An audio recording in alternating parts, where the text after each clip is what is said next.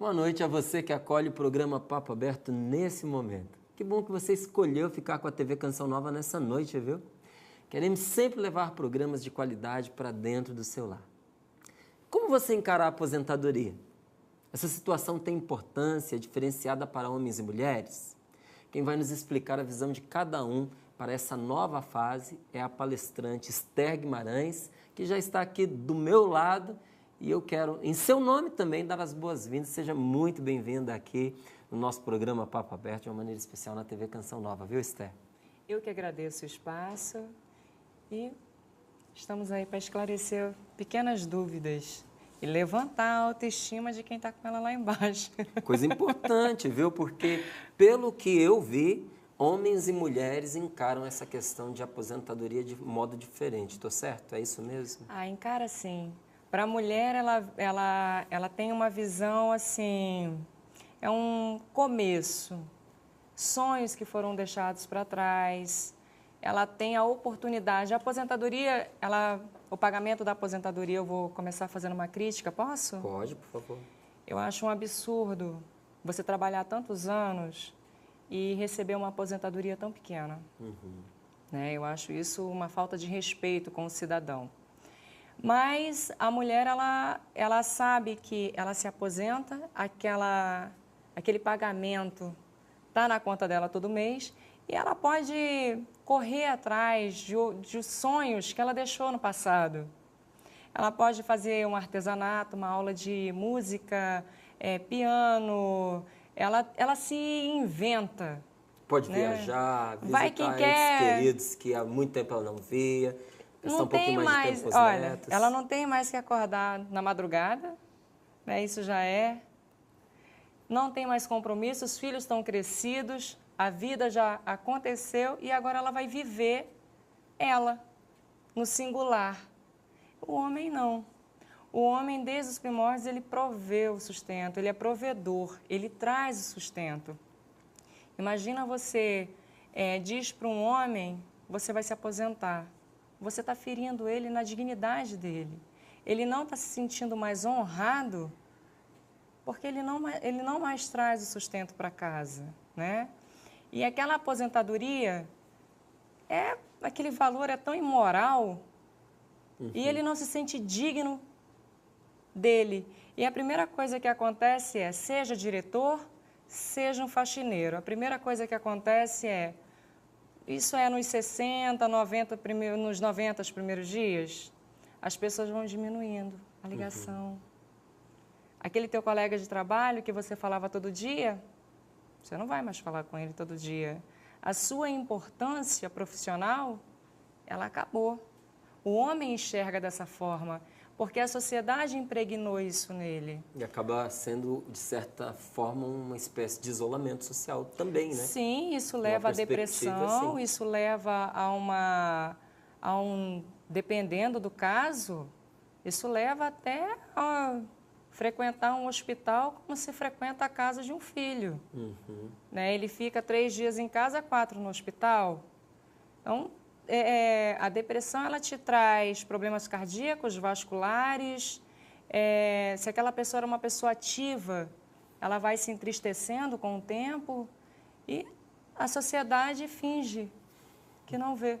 Na sua maneira de ver, Esther, como é que isso podia ser remediado em relação ao homem? Né? Porque para a mulher é a inauguração de um novo momento da sua vida, né? A aposentadoria é a alegria. Para o homem é, no mínimo, um fantasma que está rondando em volta dele. Não é? Só que, poxa vida, vai chegar a aposentadoria, não é? A gente gostaria que fosse mais digna, mas ela vai chegar do jeito que ela não é? Hoje, pelo menos. Como é que a gente pode preparar o cidadão, como é que a gente pode preparar aquele senhor que durante tantos anos da sua vida se dedicou à construção dessa sociedade e agora está recebendo aí uma espécie de repouso predeterminado, meio que forçado, né? Vai se aposentar. Como é que a gente pode resolver esse problema desse mal-estar? Mudar a sociedade, mudar o raciocínio das pessoas é um tanto difícil, mas conscientizar que o respeito é importante, isso é fundamental. E o senhor, Você acabou de usar essa mesma palavra 4 vezes, se não me falha a memória. Aposentado. Você já mudou a tratativa. Você vê na fila dos bancos, uma fila para o aposentado, uma fila para as pessoas normais. Ele deixou de ser normal? Porque ele é aposentado, ele tem que ter uma fila especial porque você é incapaz de respeitar o espaço dele? Você é incapaz de ceder gentilmente a vez para ele? Ele tem que ter um caixa específico para ele? Então, essa conscientização... Ônibus. Aquelas cadeiras, 2 ou 3, ficam vazias. Ninguém pode sentar. Errado. Se não tem um idoso ali, alguém pode ocupar. Ao meu ver, é de obrigação do cobrador, quando adentra um idoso, um senhor ou uma senhora, por favor, você pode ceder o espaço? Isso independe de quantos lugares tem ali. Você tem avó, você tem mãe, você tem pai, você tem avô, você tem essas pessoas maduras, riquíssimas em experiência, que têm uma biblioteca de conhecimento para passar para você, para a sociedade em geral, e você despreza por quê?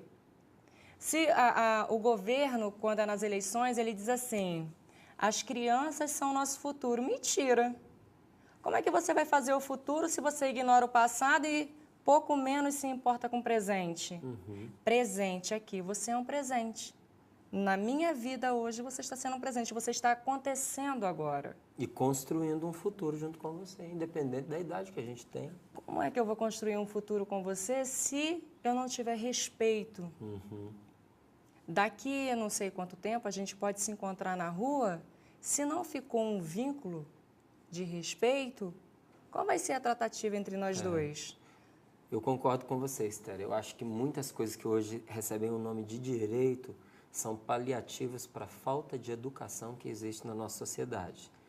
Porque, realmente, se nós tivéssemos uma educação para o respeito, não só ao aposentado, mas à pessoa idosa, a gestante, a mãe com a criança de colo, você não precisava ficar delimitando lugares, não é? Claro. Então, essa delimitação vem como uma expressão de uma falta de preparo, de uma falta de educação para o convívio social. Sim. Precisa ser remediado, com certeza. E o seu aposentado, ele, do dia para a noite, ele não esqueceu tudo que ele... a função que ele exerceu durante 20 anos, durante 30 anos, ele simplesmente... ele agregou tanto conhecimento que, se as empresas bem soubessem, elas contratavam essas pessoas para treinar essa leva nova que está surgindo no mercado, que muitas vezes não tem responsabilidade, ou que pensam que tem, mas nem todos, eu não vou generalizar. Eles são tão esquecidos porque é a geração tecnológica, é a geração instantânea, né? Então, é tudo tão automático que aquilo que realmente importa, que você disponibiliza 5 minutos, mas 5 minutos faz a diferença. A paciência faz a diferença. Dentro de uma empresa, principalmente quem mexe com documento, precisa ter responsabilidade, paciência em arquivos, em tudo. E a pessoa que passou toda uma vida, você acha que ela esqueceu tudo isso? Quando ela começou a fazer, a tecnologia estava saindo dos militares para ir para as ruas, porque a tecnologia nasce lá. Daí se decide o que vem para as ruas. E essa pessoa detém algo que muita gente Não que tem. domina a tecnologia não tem, que é experiência. Não é? É verdade, você tem razão. Então, esse sentimento do homem, na sua maneira de ver, ele tem uma relação direta com a maneira como os idosos são vistos e tratados pela sociedade hoje em dia. Claro, sem a menor sombra de dúvida. Você não pode mudar, poxa, um senhor, o idoso. Ele não está doente, gente. Ele vai ficar doente você tratando ele assim. Ele vai se deprimir, é claro.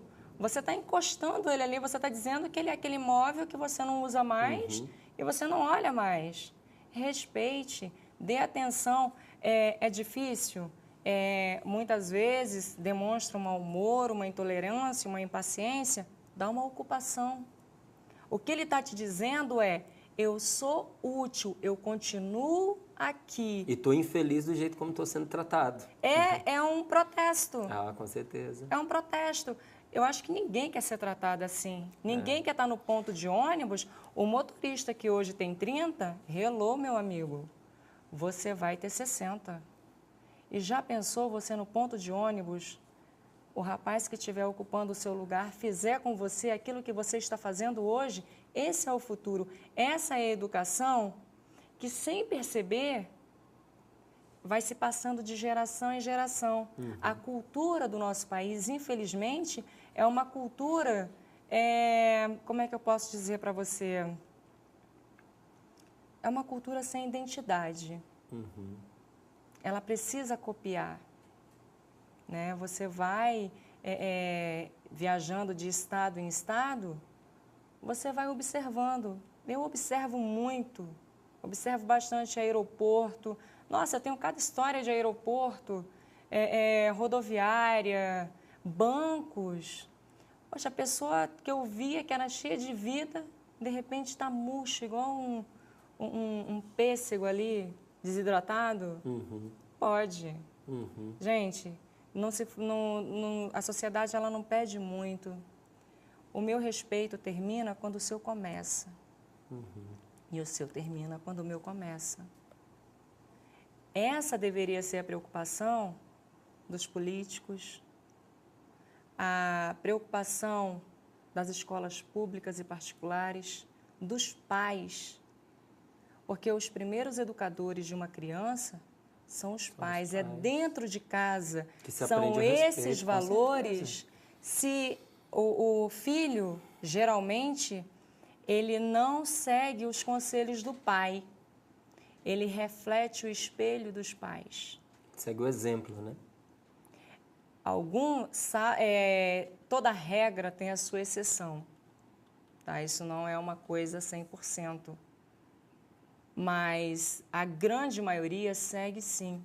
A falta de respeito, quando você vê um jornal retratando como o idoso está sendo tratado, eu tenho vontade de ir lá pegar o pescoço daquele ser humano e cortar, assim, fazer com ele o que ele está fazendo. É horrível? Mas é uma metáfora que expressa uma revolta.